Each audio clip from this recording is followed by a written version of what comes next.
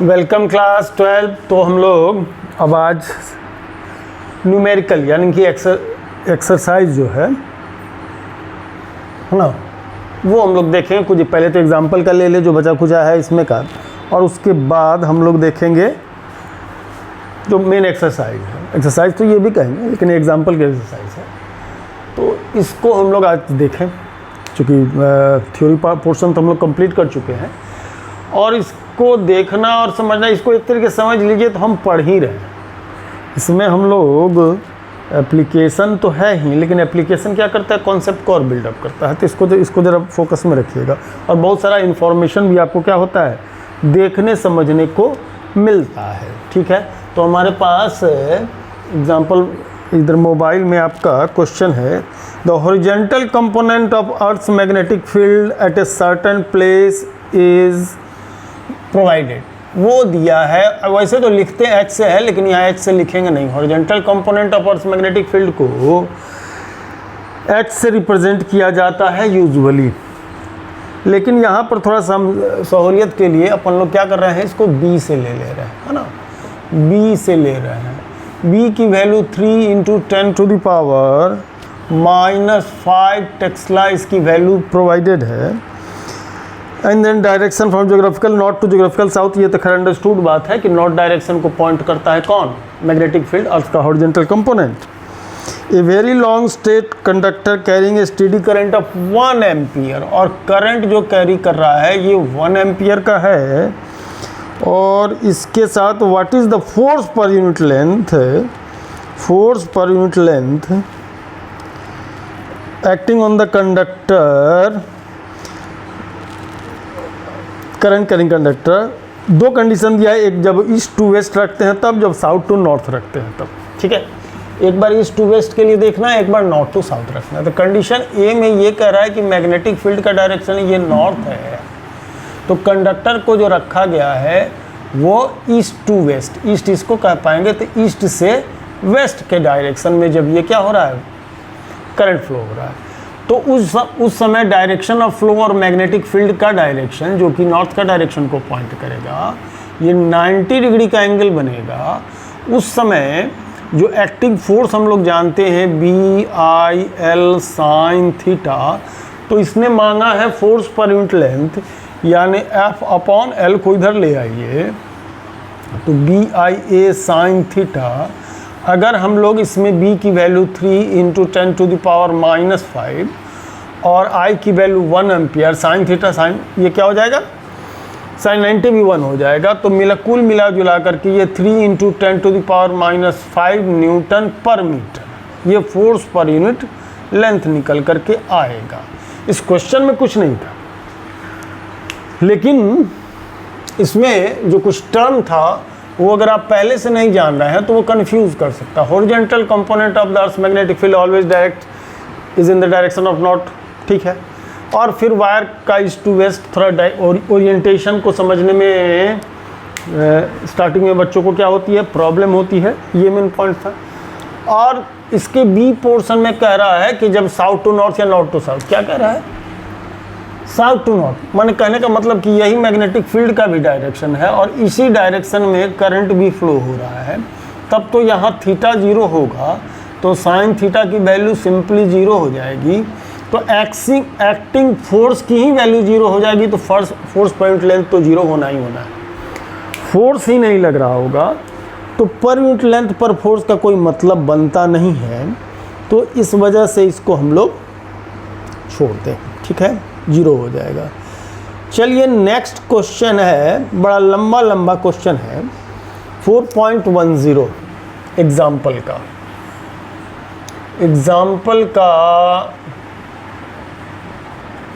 4.10 question है, 100 turns closely bounded, N is 100 turns closely bounded है, और आगे क्या है, रेडियस 10 सेंटीमीटर, और इसकी रेडियस जो है सो 10 सेंटीमीटर का मतलब हो गया 0.1 मीटर यानी 10⁻⁻1 मीटर। ठीक है, ये कन्वर्जन जरा फटाफट हो जाना चाहिए। Carries A current of 3.2 ampere, और करंट जो कैरी करता है वो 3.2 एम्पियर का कैरी करता है, और इसके साथ पूछ रहा है what is the field at the centre of the coil. Question में ए बी सी बहुत सारे पार्ट हैं, लेकिन हम लोग स्टेप वाइज चलते हैं। Centre of the coil, circular coil है, उसके सेंटर पर कितना होगा। सिंगल कॉइल होता तो इसके लिए म्यू नॉट I/2R लिया जाता है, फॉर्मूला याद कर लीजिए, मैंने पहले बतलाया था।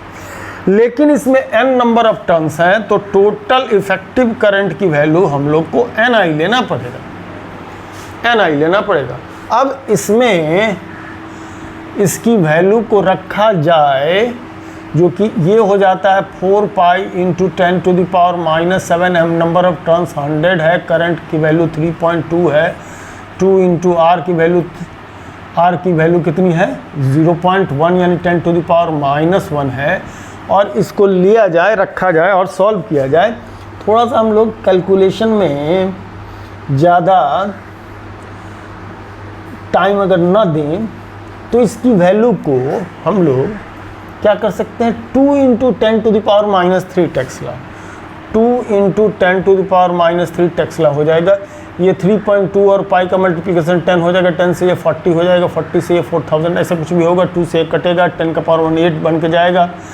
कुछ इस तरीके के बातें, प्लस -1 है तो +1 बन के जाएगा, -6 करेगा 2 पावर घटेगा, बहुत सारी बातें इस तरह होगी कट कटा करके। इसमें एक हिंट है कि 3.2 का और पाई का मल्टीप्लिकेशन 10 हो जाएगा, है ना, तो मल्टीप्लिकेशन 10 हो जाएगा। चलिए, तो कैलकुलेशन तो अपने जगह की बात है ना। B part of the question क्या पूछ रहा है कि इसका मैग्नेटिक मोमेंट कितना होगा, what is the magnetic moment of the coil. तो मैग्नेटिक मोमेंट को मैंने पढ़ाया था NIA, टॉर्क वाले केस में। टॉर्क वाले केस में मैंने बताया था करंट और एरिया का जो प्रोडक्ट होगा वो मैग्नेटिक डाइपोल मोमेंट को क्या करेगा, रिप्रेजेंट करेगा। Magnetic dipole moment current into current कितना पास हो रहा है इसके थ्रू और क्या इसकी एरिया है, ये बतलाएगा कि इसका मैग्नेटिक डाइपोल मोमेंट कितना है। लेकिन चूंकि इसमें n नंबर ऑफ टर्न्स है तो इफेक्टिव करंट कितना होगा, Ni हो जाएगा। इस वजह से m की वैल्यू हम लोग कितना ले रहे हैं, m = NIA लेंगे। अब इसमें इसकी वैल्यू को रखी जाए, n का मतलब 100 टर्न्स है, I का मतलब 3.2 एम्पियर है, और एरिया करते हैं तो पाई r² मतलब 10⁻⁻1 का 2 पावर हो गया। ठीक है, ये दोनों मल्टीप्लाई होकर के 10 देगा तो ये 1000 हो गया। ठीक है, ये 10⁻⁻2 हो गया,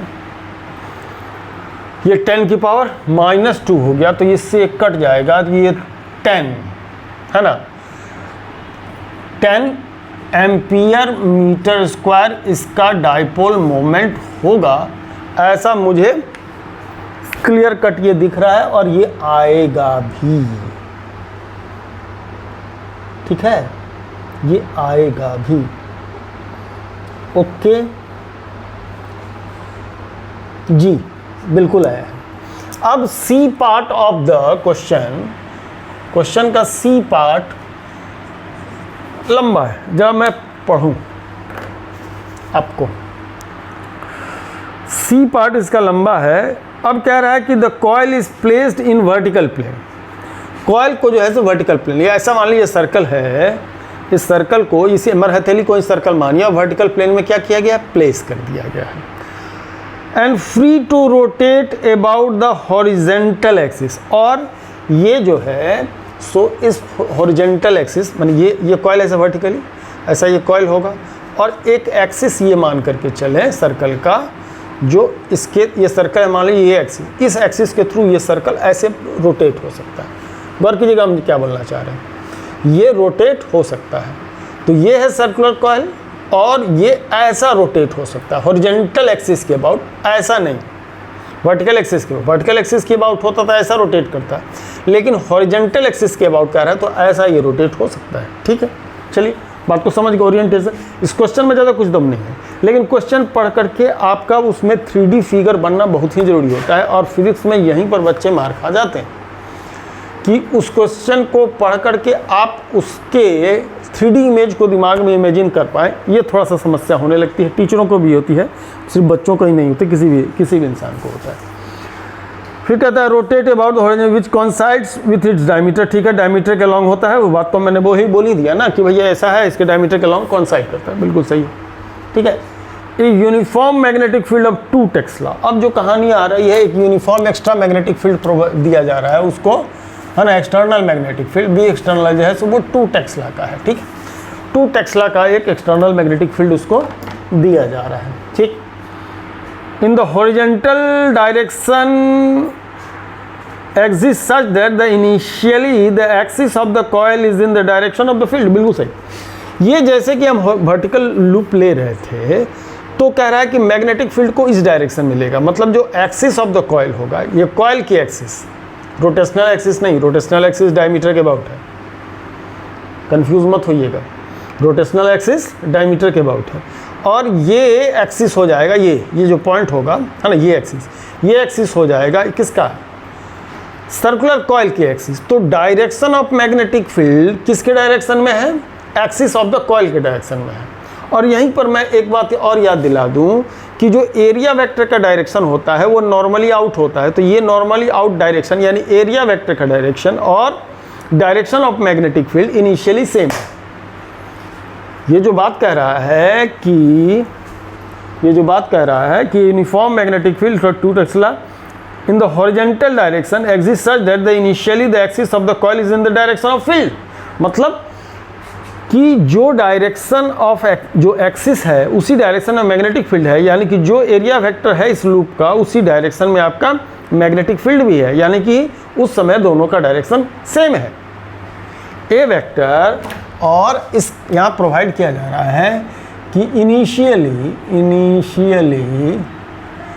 जो एरिया वेक्टर है वो पैरेलल टू मैग्नेटिक फील्ड है, parallel to applied external magnetic field है। Area vector parallel to applied external magnetic field है। तो हम अगर बात करें initially acting torque, initial torque की बात करते हैं, है ना, इनिशियल टॉर्क की बात करें हैं तो ये कितना होता है, IAB साइन थीटा होता है। तो आई जो कुछ भी हो, करंट हालांकि इसमें 3.2 एम्पेयर है, उसको छोड़ दीजिए, लेकिन यहाँ थीटा की वैल्यू क्या रहेगी, 0 रहेगी, थीटा की वैल्यू 0 रहेगी। तो ऐसे सिचुएशन में साइन थीटा 0 हो जाएगा, है ना। तो IAB साइन थीटा साइन 0 मतलब इनिशियल टॉर्क उस पर कुछ भी नहीं लगेगा। यहाँ पर मैं एक बात समझा दूँ आपको कि जब ऐसा करंट कैरिंग लूप का एक्सिस यानी एरिया वेक्टर मैग्नेटिक फील्ड के ही डायरेक्शन में होगा, उस समय 2-3 बातें, इस पर लगने वाला टॉर्क 0 होगा, मतलब वो स्टेबल होगा, वो इक्विलिब्रियम में होगा, रोटेट नहीं करेगा। ठीक है, रोटेट नहीं करेगा। उस स्टेटस में जो मैग्नेटिक फील्ड लाइंस उससे पास होंगे वो मैक्सिमम होगा, दूसरी बात। और इसको स्टेबल इक्विलिब्रियम भी कहेंगे, पहले इक्विलिब्रियम होगा, स्टेबल इक्विलिब्रियम होगा, उससे पास आउट होने वाले मैग्नेटिक फ्लक्स की वैल्यू सेम होगी। और अगर किसी दूसरे ओरिएंटेशन में रख करके उसको मान लीजिए आप छोड़ते भी हैं तो वो ऑसिलेट करते हुए इसी डायरेक्शन में आकर के रुकेगा, क्योंकि उस जगह पर उसके पास मिनिमम पोटेंशियल एनर्जी होगी, क्योंकि वो स्टेबल इक्विलिब्रियम में आ जाएगा। तो स्टेबल इक्विलिब्रियम में आ जाएगा तो थीटा जब भी 0 रहेगा, कहने का मतलब अगर कोई करंट कैरिंग कॉइल किसी मैग्नेटिक फील्ड के अंदर हम छोड़ देते हैं, फ्रीली सस्पेंड कर देते हैं, तो उसका फाइनल ओरिएंटेशन क्या होगा, तो फाइनल ओरिएंटेशन होगा वो जिस डायरेक्शन में एरिया वेक्टर और magnetic field, applied external magnetic field की बात कर रहे हैं, दोनों का डायरेक्शन क्या हो जाना चाहिए, सेम हो जाना चाहिए। जब दोनों का डायरेक्शन सेम हो जाएगा तो पासिंग आउट फ्लक्स मैक्सिमम हो जाएगा, और पासिंग आउट फ्लक्स मैक्सिमम हो जाएगा, साथ ही साथ वो स्टेबल भी हो जाएगा। किसी भी कॉइल के अंदर अगर यदि आप मैग्नेटिक फील्ड के अंदर उसको छोड़ते हैं और एक्सटर्नल मैग्नेटिक फील्ड के अंदर, तो वो अपने से गुजरने वाले फ्लक्स की वैल्यू को मैक्सिमम करने की कोशिश करेगा। एक पॉइंट को नोट करके रखिए, वो मैक्सिमम करने की कोशिश करेगा। और इस कोशिश में जो है सो मैग्नेटिक फील्ड का डायरेक्शन और एरिया वेक्टर का डायरेक्शन दोनों सेम हो जाता है, और फ्लक्स की वैल्यू जो लेते हैं phi = BA cos थीटा, जब थीटा इक्वल टू 0 होगा तो कॉस थीटा की वैल्यू 1 हो जाती है, तो फाई की वैल्यू b इंटू ए, यानी मैक्सिमम फ्लक्स रहता है। फ्लक्स की पढ़ाएंगे हम लोग, पढ़ाए तो नहीं है, लेकिन इस पर हम आएंगे और आपको ये बात चर्चा करके बतलाएंगे। यहाँ पर इसकी आवश्यकता थी इसलिए हमने बताया। अब इसके बाद का इसमें जो क्वेश्चन है वो ये कह रहा है कि 90 degree initial axis, the coil rotates through an angle 90 degree under the influence of magnetic field, what are the torques on the coil in the initial and final position. तो इनिशियल पोजीशन में तो हम लोगों ने निकाल दिया जब theta 0 होगा। फाइनल पोजीशन कह रहा है, फाइनल पोजीशन। अब आप सोच रहे होंगे कि सर ये तो जब स्टेबल इक्विलिब्रियम में होगा, तो चलिए मैं बात को उस पर बाद में आता हूँ, है ना। तो जब ये स्टेबल होगा तो खुद से तो ये 90 डिग्री टर्न नहीं होगा। ये जो है ऐसा एरिया वेक्टर ये है, ये खुद से 90 डिग्री टर्न नहीं होगा, उसको रोटेट करना पड़ेगा बाई एक्सटर्नल किसी फोर्स। कोई एक्सटर्नल फोर्स लगेगा तभी रोटेट होगा, अदरवाइज ये 0 का 0 डिग्री बना रहेगा। तो थीटा इसकी 90 डिग्री होगी, ये परपेंडिकुलर टू बी होगा, मतलब जैसे ये टर्न कर जाएगा, ये डायरेक्शन ऑफ मैग्नेटिक फील्ड है और ये लूप है, ये लेट सपोज लूप है, ये दोनों का एरिया वेक्टर का डायरेक्शन, मैग्नेटिक फील्ड का डायरेक्शन दोनों सेम हो रहा है। और जैसे ये टर्न करके ऐसे जाएगा, 90 डिग्री टर्न करेगा, तो ये एरिया वेक्टर और मैग्नेटिक फील्ड के बीच का एंगल कितना बन जाएगा? 90 डिग्री बन जाएगा। तो 90 डिग्री बन जाएगा। अब ऐसे सिचुएशन में एक्टिंग टॉर्क की वैल्यू, अब आई ए बी साइन थीटा के हिसाब से चलते हैं, तो आई का वैल्यू 3.2, ए की वैल्यू पाई आर स्क्वायर, ये पाई आर स्क्वायर मतलब 10.1 का स्क्वायर, साइन थीटा की वैल्यू 1 हो जाएगी। तो ये अब मैंने बोला था कि ये 10 हो जाएगा, ये 10 हो जाएगा, 3.2 इंटू पाई 10 हो जाएगा, और 10 की पावर -2 हो जाएगा, ये 1 तो 1 ही है, 10 की पावर -1 यानी कि 0.1। टॉर्क की वैल्यू जूल, टॉर्क जूल या न्यूटन मीटर, जूल या न्यूटन मीटर हम लोग ले सकते हैं, है ना, न्यूटन मीटर ले सकते हैं, जूल या न्यूटन मीटर, अपॉन में नहीं है, जूल लिखिए या न्यूटन मीटर लिखिए, न्यूटन मीटर ऐसा लिखिए, ठीक है। तो फाइनल टॉर्क की value I A B sine theta newton metre होगा, ठीक है। अब इसमें डी पार्ट भी है, और डी पार्ट अच्छा खासा लंबा है ना, डी पार्ट जो है इसका अच्छा खासा लंबा है। What is the angular speed acquired by the coil when it has rotated bye 90 degree, the moment of inertia. अब कह ये रहा है कि अगर 90 डिग्री टर्न लेता है तो उस समय इसकी मोमेंट ऑफ इनर्शिया कितनी, इस पर इसका एंगुलर स्पीड, एंगुलर वेलोसिटी वो कितना होगा ये बतलाइए, ठीक है जी। एंगुलर वेलोसिटी कितना होगा जब आप उसको रोटेट कर रहे होंगे, इर्रेस्पेक्टिव ऑफ द कॉज कि वो कैसे रोटेट हो रहा है।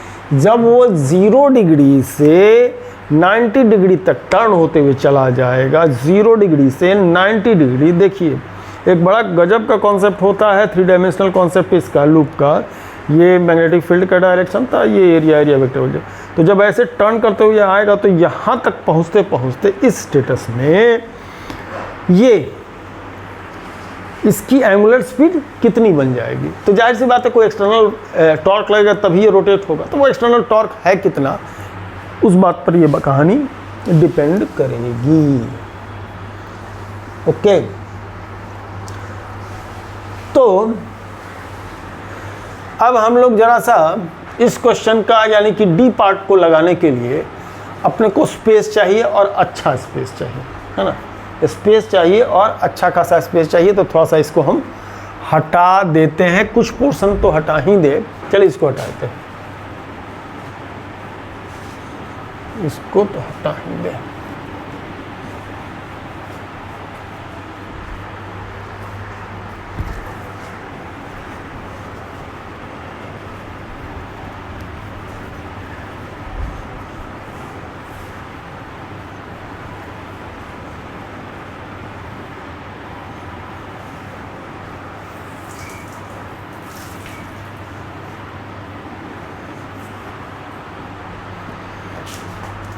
तो एक बात को समझिए, वो ये एक्टिंग टॉर्क जो होगा उस पर एम बी साइन थीटा होगा, है ना। एम क्या है उसका? मैग्नेटिक डाइपोल मोमेंट, ये है ना, ये निकला हुआ है। और किसी भी समय जब कोई भी एंगल थीटा होगा, और अगर एक्टिंग टॉर्क की बात हम करते हैं किसमें? मैकेनिक्स से,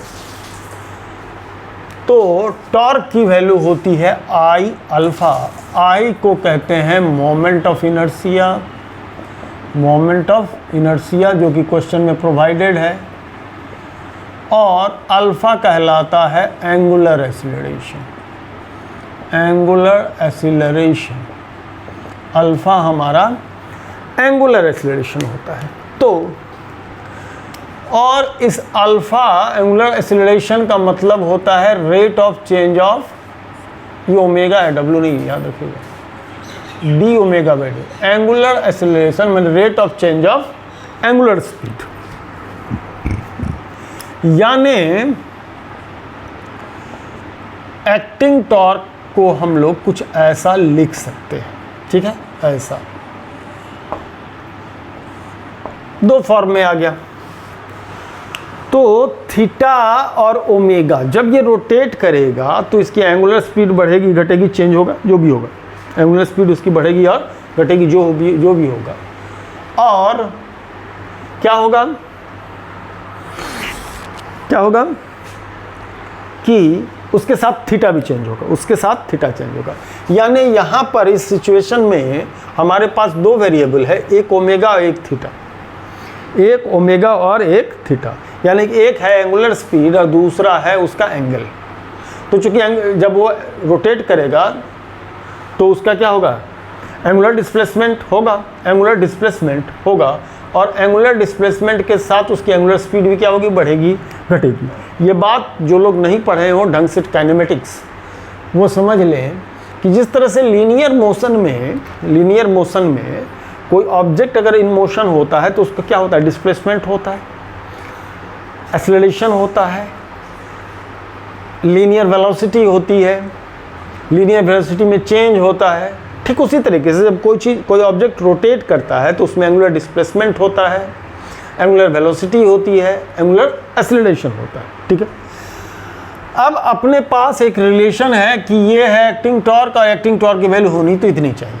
तो देखा जाए, इसका मतलब अगर इन दोनों को लें तो I D omega by D T एक फॉर्मूला ही यहाँ पर क्या हो रहा है, हम लोग कैलकुलेट कर रहे हैं। देखिए इसमें क्या क्या वेरिएबल है, ओमेगा वेरिएबल है, थीटा वेरिएबल है। ठीक है, तो I D omega D T को इधर ले जाइए तो ये साइन थीटा डी टी हो जाएगा, है ना।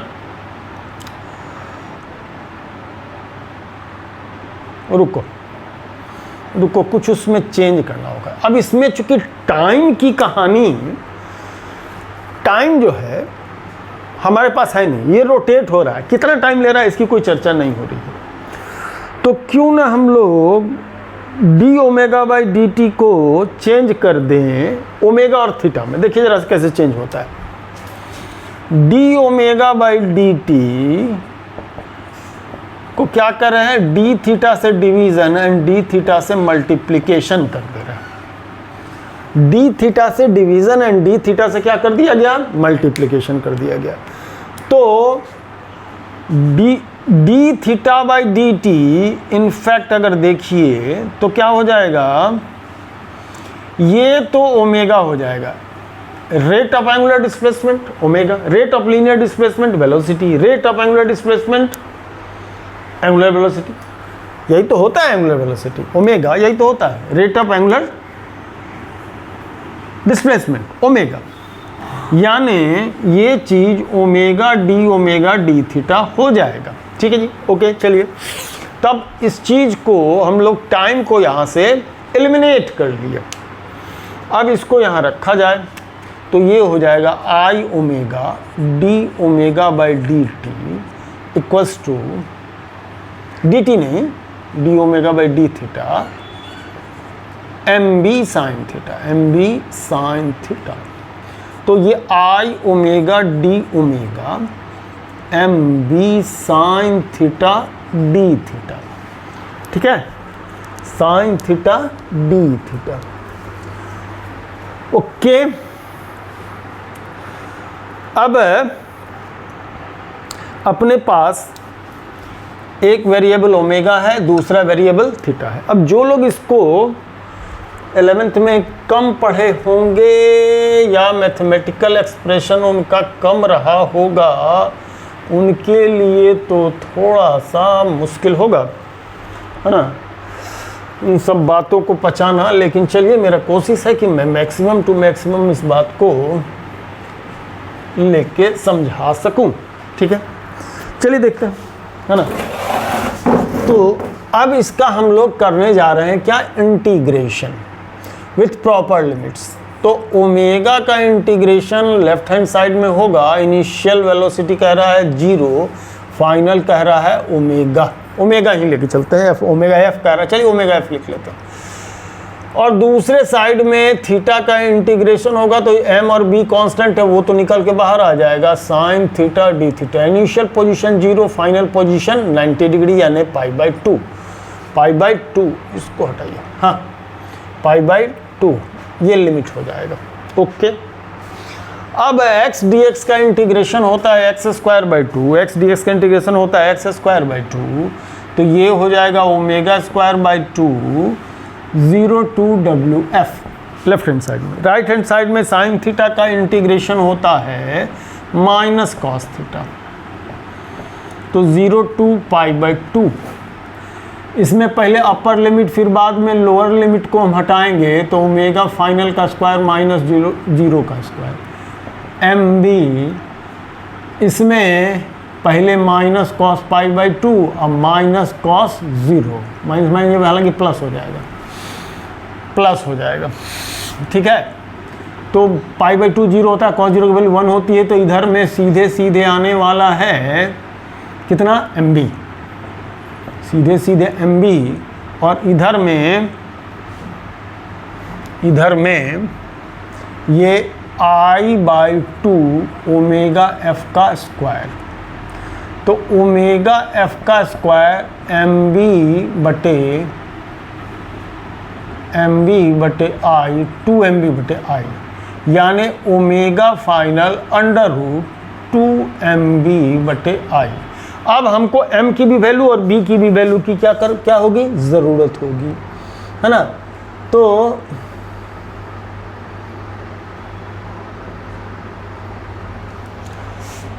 M B cos theta m into B की value 20 newton metre, M B की वैल्यू 20 है, ऊपर से देख सकते हैं, है ना, एम बी की वैल्यू 20 है। अब इसको ज़रा सा हटा दें, है ना।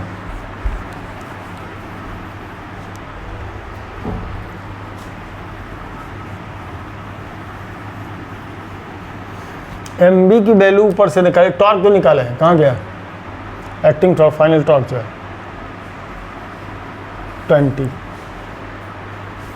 M into B. जरा सा मैं एक बार क्लियर कर दूं, tau final 20 newton metre, tau final M B sine 91 M B 10 into 2, torque M10 M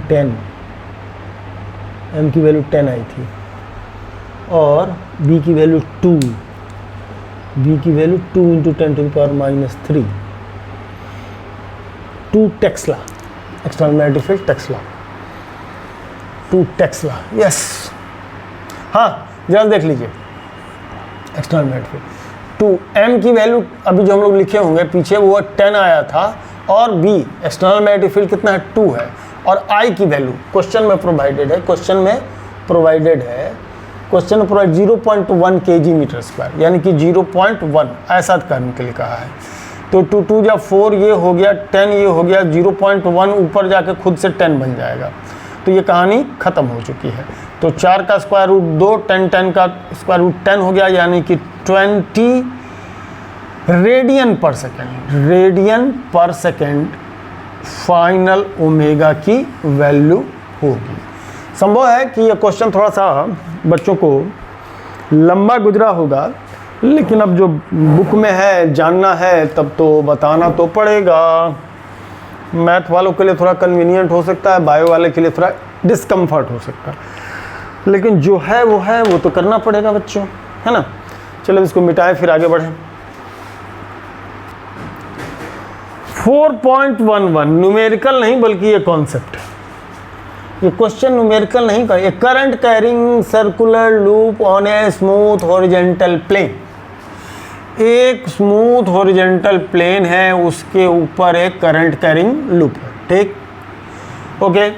और कह रहा है can a uniform magnetic field to be set up such in manner that the loop turns around itself, turn around itself,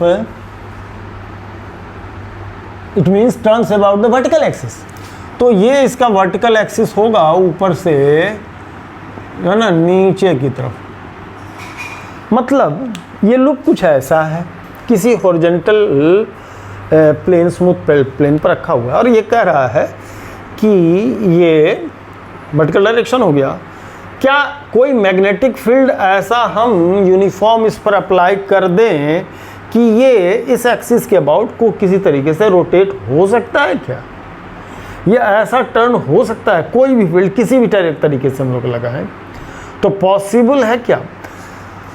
तो जरा सा torque को देखिए, जो कि होता आई ए क्रॉस बी या एम क्रॉस बी, जो भी लिखे। आई ए क्रॉस बी से हम लोग समझते हैं, एम क्रॉस बी भी लिख सकते हैं, चूँकि आई ए एम हो जाता है, आई और ए मिलके क्या हो जाता है, एम, यानी कि डायपोल मोमेंट, ठीक है। लेकिन हम लोग यहाँ पर ए का इस्तेमाल कर रहे हैं ताकि एरिया वेक्टर से समझ में आए। और ए क्रॉस बी का जो डायरेक्शन होगा वो ए पर भी परपेंडिकुलर होगा, बी पर भी परपेंडिकुलर होगा। तो जरा सा गौर कीजिए, अगर ये ए का डायरेक्शन है, सपोज दैट कोई डायरेक्शन बी, मैग्नेटिक फील्ड का डायरेक्शन आपने ऐसा दिया, ठीक है, मैग्नेटिक फील्ड का डायरेक्शन आपने ऐसा दिया, चलिए इस उंगली में फंसा लेते हैं, है ना। तो ए क्रॉस बी का जो डायरेक्शन होगा, है ना, ए क्रॉस बी का जो डायरेक्शन, ए क्रॉस बी का डायरेक्शन वो पैरेलल टू द प्लेन हो जाएगा या इन प्लेन हो जाएगा। ए क्रॉस बी का डायरेक्शन क्या होगा, प्लेन में आ जाएगा या पैरेलल टू द प्लेन आ जाएगा। तो हॉरिजॉन्टल जो ये जो प्लेन है उसी के डायरेक्शन में आ जाएगा, ओके। यानी कि एरिया वेक्टर आपको यही रखना है, इसी वर्टिकल एक्सिस के अबाउट उसको रोटेट करना है। तो tau equal to A cross B and A cross B is parallel to plane containing coil, ये पैरेलल। तो जब ये कोई जो इस पर टॉर्क लग रहा होगा इसके पैरेलल होगा, तो कोई भी लूप इस तरीके का है और टॉर्क का डेवलपमेंट इसके पैरेलल होगा, तो क्या इसको रोटेट करा सकता है? नहीं होगा। ये ऐसे नहीं रोटेट होगा, ऐसे रोटेट कर जाएगा, ऐसे रोटेट कर जाएगा, जैसे भी रोटेट करना हो करेगा, लेकिन ऐसे इस टाइप से रोटेट नहीं होगा। यानी कि जो एक्टिंग टॉर्क है वो इसको कम से कम इस एक्सिस के अबाउट रोटेट नहीं करा सकता, इस प्लेन में। A cross B is parallel to plane containing coil, so it can not rotate about vertical axis के अबाउट रोटेट नहीं करेगा, क्योंकि टॉर्क का जो डायरेक्शन होगा, डायरेक्शन जो टॉर्क होगा वो इन द प्लेन आ जाएगा, ठीक है। मतलब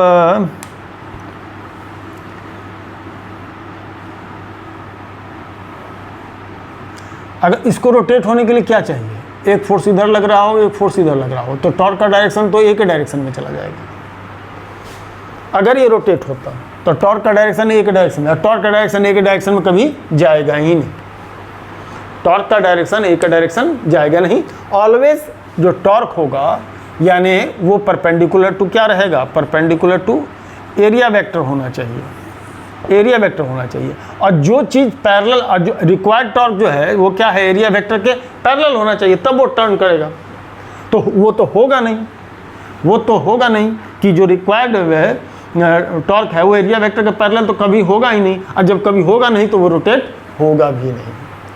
ठीक है, मेरे को उम्मीद है कि थोड़ा कम बात को पकड़ पाए होंगे, लेकिन लिटरली इतनी बात को समझ लीजिए कि जो डेवलप टॉर्क होगा वो एरिया वेक्टर के डायरेक्शन में नहीं जाएगा। और अगर एरिया वेक्टर के डायरेक्शन में नहीं जाएगा और जिस तरीके से हम रोटेट करने की बात कर रहे हैं, जिस तरह से हम इसको रोटेट करने की बात कर रहे हैं, उस तरीके में रिक्वायर्ड टॉर्क, जो टॉर्क चाहिए वो उसका डायरेक्शन एरिया वेक्टर के डायरेक्शन में जाएगा। तो ये पॉसिबल ही नहीं है, दोनों बात हो ही नहीं सकता, क्योंकि टॉर्क हमेशा डेवलप टॉर्क एरिया वेक्टर के परपेंडिकुलर डायरेक्शन में जाएगा। तो पैरेलल कैसे हो जाएगा, दोनों एक दूसरे को कॉन्ट्राडिक्शन में है। ठीक है, ये इसका ए पार्ट था। इसमें एक बी पार्ट दिया है, जरा देखिए क्या है। A current carrying circular loop is located in uniform external magnetic field. चलिए, a current carrying circular loop is located uniform external magnetic field if the loop is free to turn. ठीक, free to turn. What is its orientation in stable equilibrium. ये बात मैं थोड़ी देर पहले चर्चा कर चुका था। क्या चर्चा किया था भैया? For stable equilibrium, stable equilibrium theta की वैल्यू क्या होनी चाहिए? 0, मतलब area vector must be parallel to magnetic field, parallel to magnetic field होना चाहिए। यानी कॉइल का डायरेक्शन और मैग्नेटिक फील्ड का डायरेक्शन दोनों क्या होगा? सेम हो जाएगा। और इसके साथ ही what is the stable equilibrium, so that in this equilibrium the flux in the total electric is maximum. तो मैक्सिमम तो होगा ही। थीटा 0 तो phi equal to B A cos theta, तो B A cos theta cos 0 1, तो B A that is maximum. यही तो maximum value होती है, कॉस की मैक्सिमम वैल्यू क्या होगी? यही क्या हो जाएगी? मैक्सिमम। ठीक है, और कुछ क्वेश्चन में है। अच्छा हाँ, सी में क्या है? एक loop of irregular shape carrying current is located in an external magnetic field if the wire is flexible why does it change to circular shape. Circular shape में क्यों हो जाता है? मान लीजिए इस टाइप का इरेगुलर शेप में है और ये ऐसे सिचुएशन में ऐसा इरेगुलर शेप में आप मैग्नेटिक फील्ड के डायरेक्शन में रख देंगे तो ये पूरा सर्कल हो जाएगा। तो पूरा सर्कल होने के बाद, और ये फ्लेक्सिबल है, मतलब कि ये मुलायम तार का बना हुआ है, तो ये कंप्लीट कह रहा है कि ये जो है टेंड कर जाएगा पूरा सर्कुलर शेप में आकर के एरिया वेक्टर और मैग्नेटिक फील्ड का डायरेक्शन दोनों सेम हो जाएगा। क्यों? इसका कारण है to maximize the flux passing through it. इसमें दो बातें हैं, एक तो थीटा को 0 करना चाहता है मैक्सिमाइज करने के लिए, दूसरा ए को मैक्सिमाइज करता है, ए को ए मैक्स बनाना चाहता है। क्योंकि है चक्कर क्या कि जब ये इरेगुलर शेप में होगा तो एरिया इसका कम होगा। कोई भी सर्कल है एक उतना थ्रेड लेंथ सेम हो, यानी कि for given perimeter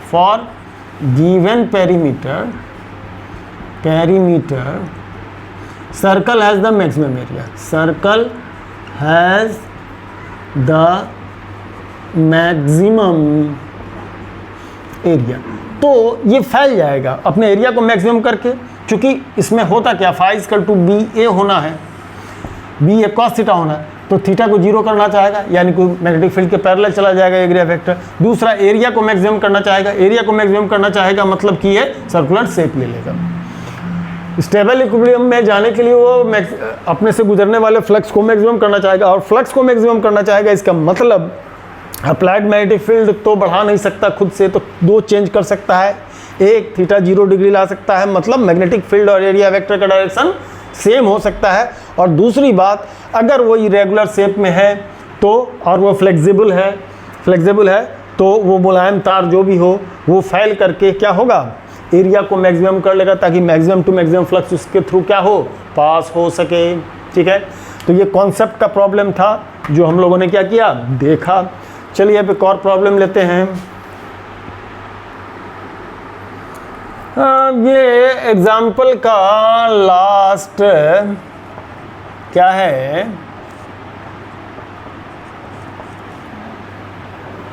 last question है, ठीक है, और प्रोबेबली हम लोग की वीडियो का भी शायद आज का लास्ट ही हो जाएगा, ठीक है। एक सर्किट डायग्राम बनाया हुआ है और इसमें